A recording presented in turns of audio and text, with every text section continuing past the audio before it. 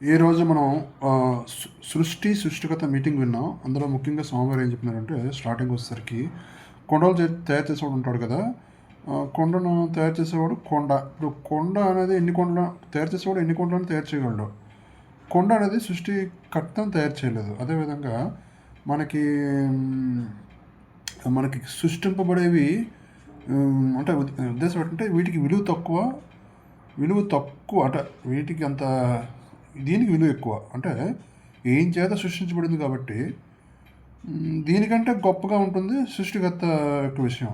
కానీ ప్రజలు ఈ విషయం తెలియక సృష్టింపబడిన దాన్నే అందరికీ విలువ ఇస్తున్నారు అని చెప్పి ఇక్కడ కొంత చెప్పడం జరిగింది. అదేవిధంగా భక్తి అంటే భక్తి కూడా దేవుడి మీద పెట్టుకోకుండా ప్రకృతి విషయాల మీద పెట్టుకుంటున్నారు. అది ఈ అది చెప్పడం జరిగింది. అదేవిధంగా ఆయన సృష్టికర్త సమస్త జీవరాశులకి సాక్షిగా ఉండి అందరిని గమనిస్తూ ఉన్నాడు. మనిషి మాత్రం వాడి దృష్టి అంతా సృష్టిపైనే ఉందని చెప్పడం జరిగింది. అదేవిధంగా ఇక్కడ మనిషి అనేవాడు ఎవరైనా దేవుని తెలుసుకోరా బాబు అంటే వాడికి శ్రద్ధ చూపించట్లేదు. వాడు సృష్టి మీద విషయాలే అంటే ప్రకృతి విషయాల మీద శ్రద్ధ చూపించుకోవడం జరుగుతుందని చెప్పడం జరుగుతుంది. అంటే సినిమాలు, వ్యాపకాలు, డబ్బు సంపాదన అలాగా పెట్టుకుంటాడు. కానీ దేవుని కోసం ఈ దేవుని విధానం ఎలా ఉంది అని చెప్పి మాటికి గుర్తు చేసుకోవట్లేదు.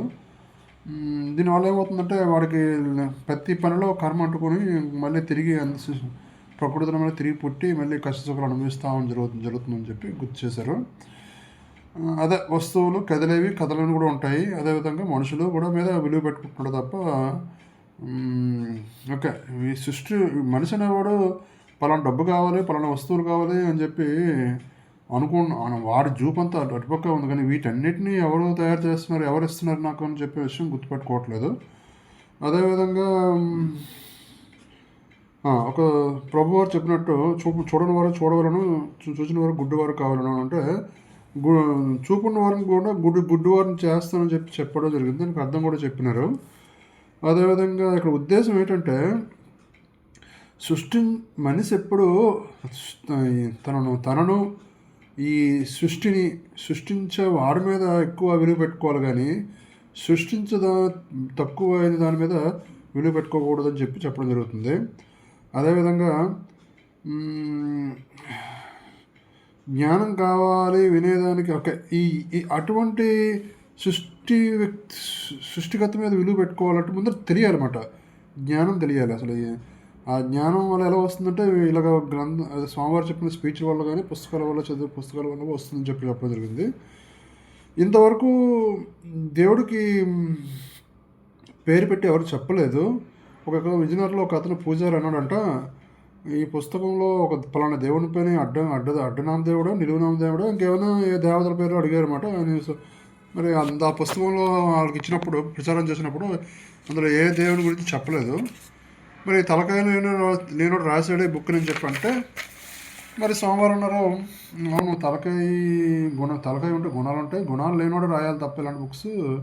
గుణాలు ఉన్నవాడు ఇప్పుడు ప్రకృతి విషయాలు రాస్తారని చెప్పడం జరిగింది. మీ బుద్ధి ఏమైంది? భగవద్గీతలో దేవుళ్ళు వద్దు, దేవుణ్ణి మాత్రమే ఆరాధించమంటే అదే భక్తిలో వ్యభిచారం వద్దు, అసలైన దేవుణ్ణి మొక్కు అని చెప్పి అన్నారు కదా. పురుషులు మార్చినట్లు దేవుణ్ణి మార్చవద్దు అని చెప్పినారు కదా. మరి మీ బుద్ధి అటువంటి వాడికి తలకాయ లేదన్నారు కదా. మీ తలకాయ ఏమైంది అని స్వామివారు ప్రశ్న చేయడం జరిగింది. మరి ఇటువంటి విధానం ఎటువంటి తలతోనే మీరు కులాల పేర్లు పెట్టి చాలామంది దిగువారిని మీరు క్రైస్తవ మతంలోకి మారినట్టు చేయలేదా అని చెప్పడం జరిగింది. అదేవిధంగా మనకి ఆ విషయమే ఇలాగా చాలామంది పూజారులు ఇప్పుడు అంతకుముందు భూములు గట్రా ఉండేవి, ఇప్పుడు అన్నీ కోల్పోయి నానా రకాలుగా ఇబ్బంది పడుతున్నారు. తిరుపతిలో ఒక పూజారి రక్షక తొక్కును కూడా కనిపించడం జరిగిందట. ఎందుకంటే ఇలాంటి ఇప్పుడు దేవతలు పూజ చేయు, దేవతలు పూజ చేయు, ఇంకా దానాలు చేయంటే లేనిపోయిన పాపం అంటుకోబట్టే కదా ఈ పరిస్థితి వల్లే కదా నీకు ఇలా పరిస్థితి వచ్చిందని చెప్పి ఒకప్పుడు మీ సొంత ఊర్లో పూలు అంటే ఆయన అన్నాడంట, ఎందుకు ఇది పరిస్థితి అంటే పూలు అమ్ముకున్న చోట కట్టెలు అమ్ముకుంటే బాగోదు కదని చెప్పి ఈ ఊరికి వచ్చి నేను ఈ పని చేసుకుంటున్నాను, రిక్షా తొక్కుంటున్నాను అని చెప్పి జరిగింది. అదేవిధంగా ఇప్పుడు ఆ విజయనగరంలో ఉన్న స్వామికే అదే విజయనగరంలో ఉన్న పూజారికే కొబ్బరికాయ కొడితే అర్థం తెలియదు, ఇంకా దీపం ఎందుకు పెడతారో తెలియదు, కర్పూరం ఎందుకు పెడతారో తెలియదు, శటగోప్యం ఎందుకు పెడతారో తెలియదు. స్వామివారి దేవాలయ రహస్యాలు ఇవన్నీ బయట చెప్తే బయటపడి అందరూ వాచలు ఉపయోగపడుతున్నారు తప్ప అంతకుముందు మీకు ఏ జ్ఞానం లేకుండా, దేవుడి జ్ఞానం లేకుండా మేము ఎన్ని ఆచరించడం జరిగిందని చెప్పి స్వామివారు చెప్పడం జరిగింది. అదేవిధంగా దేవతలు పూజిస్తే దేవతలకు పోతారు, నన్ను పూజిస్తే నన్ను పొందుతారని చెప్పారు కదా భగవద్గీతలో. మరి మీ బుద్ధి ఏమైందని చెప్పి చెప్పడం జరిగింది. అదేవిధంగా ఇదే ఏ విషయమే చెప్పడం జరిగింది.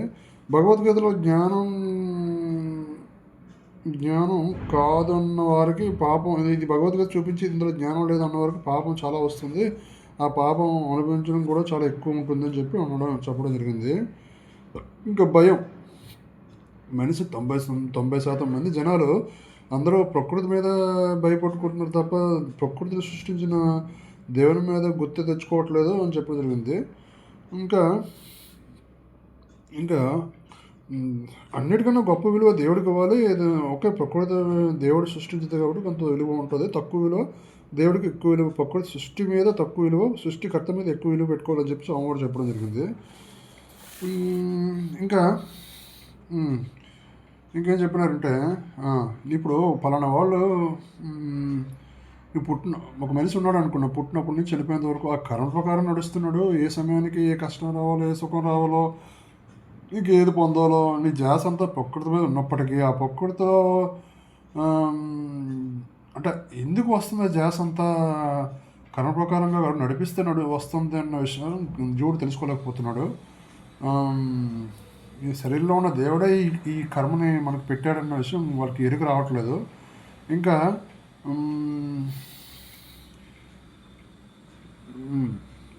దేవుడిని అంటే శరీరంలో ఉన్న దేవుడిని వదులుకొని వస్తువుల మీద ధ్యాస పెట్టుకోవడం అన్నది సృష్టిలో మీద ధ్యాస పెట్టుకున్నాడు. ఓకే, ఇంకా కొంతమంది వాహనాలు పూజ చేస్తారు, వాహనాలు దండం పెడతారు, కొంతమంది నిమ్మకాయలు పెడతారు. అన్నీ ప్రయాణం గ్యారంటీగా అవుతుందంటే అది కూడా మనకు తెలియదు, గ్యారంటీ లేదు. ఎంత దండం పెట్టుకొని పూజ చేసుకున్నా సరే ప్రయాణం అంటే కర్మ ఒకటి ఉంది, కర్మను రాసినాడు వేరే ఒకడు ఉన్నాడు. ఒకవేళ తప్పిస్తే ఆయన తప్పించాలన్న విషయం శరీరంలో అదే దేవుడిని అదే సృష్టికర్తని గుర్తుపట్టుకోలేకపోతున్నాడు. ఇంకా డబ్బు మీద చేస ఇంకా కొంతమంది బోని అని చెప్పి డబ్బుకి దండం పెట్టుకొని వ్యాపారం చేసుకుంటూ కూడా ఉన్నారు, గమనించారన్నమాట. ఇంకేంటంటే ఓకే, నువ్వు మనిషి అనేవాడు నువ్వు దేవుడి మీద ఎక్కువ విలువ ఇస్తున్నావా లేకపోతే సృష్టి మీద ఎక్కువ విలువ ఇస్తున్నావో గుర్తుపెట్టుకోవాలి. కర్మ ప్రకారంగా తినేదానికి సోమవారం చెప్పినట్టు ముందే రాసిపెట్టి ఉంది కదా, అన్నీ దేవుడు రాసిపెడితే నేను వస్తున్నా చెప్పి అని గుర్తు చేసుకోవట్లేదు. సోమవారం మందిరంలో బోర్డులో పెట్టారు ఇక్కడ పాద పూజ చేయకూడదు, పాద నమస్కారాలు చేయకూడదు అని చెప్పి మీరు నమస్కారం పలానా వ్యక్తి మీకు నమస్కారం చేస్తాం అనుకుంటున్నారు, కానీ మేము సోమవారం మీకు నాకు మొక్కట్లేదని చెప్పి మేము అనుకోవడం జరుగుతుందని చెప్పడం జరిగింది. అంటే మాకు మొక్కినా సరే దేవుడికి అంటే ఇక్కడ కొంత సీక్రెట్ ఉందని చెప్పి మేము గ్రహించాము. అది ఎవరికి వాళ్ళే తెలుసుకోవాలి, మేము కూడా చెప్పకూడదు.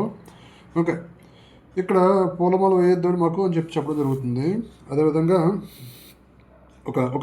ఒక తల్లిదండ్రులకు ఒక బిడ్డ పుట్టాడంటే ఆ బిడ్డను అడిగి వీళ్ళు పుట్టించుకోలేదు. అదేవిధంగా ఈ బిడ్డ కూడా వీళ్ళకే పుట్టాలని చెప్పి అనుకొని రావట్లేదు, అది దేవుడి నిర్ణయం కాబట్టి అది ముందర అదే వస్తుంది కాబట్టి అని గుర్తించట్లేదు. అదేవిధంగా కొంతమంది పిల్లలు వద్దన్నా సరే పుడుతున్నారు, కొంతమంది కావాలన్నా సరే పుట్టట్లేదు. మరి వాళ్ళ సంగతి అంటే దేవుడు ముందుకు వాళ్ళ చేతిలో ఏం లేదు, అన్నీ ముందు రాసిపెట్టిన కర్మ ప్రకారం నడుస్తారన్న విషయం గుర్తుపెట్టుకోవట్లేదు. ఈ భూమి మీద 70% నీళ్ళు, 30% భూమి ఉంది. 194 దేశాలు భూమి మీద ఉన్నాయి, ఎన్నో జీవులు ఉన్నాయి, ఎన్నో చెట్లు ఉన్నాయి, ఎన్నో మనుషులు ఉన్నారు. ఈ మనుషులందరూ ఈ కనిపించే దాని మీద దృష్టి పెట్టుకున్నారు తప్ప కనిపించే వాటి మీద ఆరాధనలు పెట్టుకున్నారు తప్ప ఈ ఒక కనిపించిన శక్తి ఒకటి ఉంది. ఆ శక్తి మీద ఆ శక్తిని ఆరాధించుకోవాలి విధానం భగవద్గీతలో చెప్పినప్పటికీ చెప్పారు. ఆ ప్రకారంగా మీ ప్రశ్న వేసుకోండి అని చెప్పి అన్నారు. ఇక్కడ ఆరాధన అనేది దేవుడి మీద లేకపోతే ప్రకృతి మీద అని చెప్పి నువ్వు చూసుకోవాలా. లేదా ప్రకృతి మీద ఆరాధిస్తే నువ్వు ప్రకృతిలో కూడా తిరిగి పుడతావు అని చెప్పి భగవద్గీతలో చెప్పినారు. ఇంకేం చెప్పారంటే ఇక్కడ జ్ఞాన పుస్తకాలు చాలామంది విలువ ఇవ్వట్లేదు. ఫర్ ఎగ్జాంపుల్ ఒకప్పుడు భగవద్గీత 200 ఉండేది. దానికంటే కేజీ మాంసం కొనుక్కోవడానికి ఇష్టపడుతున్నారు జనాలు. ఆ కేజీ మాంసం అనేది ఆ రోజుకి పోతుంది, ఒక్క రోజుకి అందరికీ సరిపోదు. అదే భగవద్గీత జ్ఞానం అయితే ఆయన ఎవరు కావాలంటే అది ఉపయోగించుకోవచ్చు. అందులో ఎంతో విలువైన విషయం అందులో ఉంటాయి కాబట్టి అని చెప్పడం జరిగింది. ఓకే. అదేవిధంగా ఇక్కడ సీరియల్ కూడా చాలామంది అందరూ కామన్గా ఊరికి ఒకటి పట్టుకుపోతున్నాడు కానీ ఎవరికి వాళ్ళు పెట్టుకోవడం ఉంటే బాగుంటుంది కదా. జ్ఞానం ఏ సమయంలో అయినా సరే వాళ్ళు వినడానికి పొందడానికి వీలుగా ఉంటుంది. కానీ అటువంటి శ్రద్ధ మనుషులు చూపించారు. ఎందుకు అలా చూపించట్లేదంటే దాని గుణం ఒకటి పనిచేస్తుంది లోపగుణం వల్ల. లోపగుణం వల్ల జ్ఞానం కూడా సరిగ్గా అందలేకపోతుంది మనిషికి అని చెప్పడం జరుగుతుంది. అంటే ఈ గుణాలు పనిచేయడం వల్ల దేవునికి దూరం అయిపోతున్నారు అని చెప్పి అర్థమవుతుంది. ఓకే.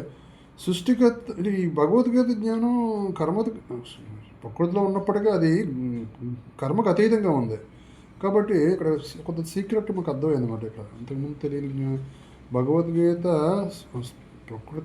ప్రకృతితో తయారు చేయనప్పటికీ అది కర్మకు అతీతంగా ఉందని చెప్పడం జరిగింది. అందులో దేవుని ధర్మాలు దేవుని జ్ఞానం ఉన్నాయి కాబట్టి సృష్టిగత విషయం మనకు బయలుపడుతుంది. కాబట్టి అటువంటి వాటికి విలువ ఇచ్చి ప్రకృతి విషయాలకు తక్కువ ఇవ్వాలని చెప్పి ఎక్కువ విలువ ఇచ్చి మిగతా వాటికి తక్కువ విలువలు చెప్పడం జరిగింది. నిత్యం. ఓకే. ఇక్కడ ఏమన్నారు, ప్రతి క్షణము ప్రతి గంట ప్రతిరోజు నిద్రపోయే సమయానికి కూడా నేను దేనికి విలువిస్తున్నాను, సృష్టిగా అన్న విషయం ఇక్కడ కూడా సీక్రెట్ మాకు అర్థమైంది. కొంత దేవుణ్ణి ఎలా ఆరాధించాలి అన్న విషయం అంటే నిత్యము గంటకి రోజుకి నిద్రపోయినప్పుడు కూడా నేను సృష్టించబడే దానికి విలువిస్తున్నాను, సృష్టికర్తకు విలువిస్తున్నాను అని చెప్పి చెప్పడం జరిగింది. ఒక మనిషి అంటాడనమాట, మనం సృష్టిలో ఉన్నాం కదా, సృష్టి మీద ఉన్న విషయాల మీద జాస్ పెట్టుకోకపోతే సృష్టికర్త మీద అంటుంటాం, కనిపించిన దానికి విలువిస్తే నడవదు కదా అంటాం. కానీ వారికి తెలియని విషయం ఏంటంటే ఈయన సృష్టి మీద విలువ జాస్ ఎందుకు పెట్టుకుంటున్నాడు, ఎవరో తెలియకుండా బలవంతంగా తోలబడుతున్నాడు తప్ప ఈ తోలేవాడిని గుర్తుపెట్టుకోవడమే జ్ఞానం అని చెప్పి చెప్పడం జరుగుతుంది ఇక్కడ. మరి ఆ విధంగా నువ్వు ప్రతిదీ సృష్టింపబడేది సృష్టిలో ఉన్న విషయాలు అనేవి ప్రకృతి విషయాలు తప్ప ఈ ప్రకృతికి అతీతంగా ఉన్న వాడిని గుర్తు చేసుకోవడం సృష్టికర్తకి విలువ ఇవ్వడం అని చెప్పి అర్థమవుతుంది. ఇంకేమన్నారంటే జ్ఞానం తెలిస్తే ఈ విధంగా తెలుస్తుంది అన్నమాట. ఓకే. జ్ఞానం తెలిసి అన్ని క్రమ ప్రకారంగా కొంతమంది అంటారన్నమాట. ఇక్కడ కొంతమంది భక్తులు సోమవారానికి వచ్చిన వాళ్ళు అందరూ అంటారంటే మాకు ఈ జ్ఞానం తెలుసుకున్న తర్వాత పెద్దగా కర్మ విషయాలను పెట్టించుకోవట్లేదు, కర్మలో బాధలను పెద్దగా పెట్టించుకోవట్లేదు. అప్పుడు పెట్టించుకోవడం అన్ని కర్మ ప్రకారం నడుస్తాయని చెప్పి, అదే జ్ఞానం లేకపోతే మా దృష్టి వీటి మీద ఎక్కువ ఉండడం వల్ల మేము ఎక్కువగా కష్టసుఖాలు లోనవుతున్నాము అని చెప్పి అనడం కూడా జరిగింది.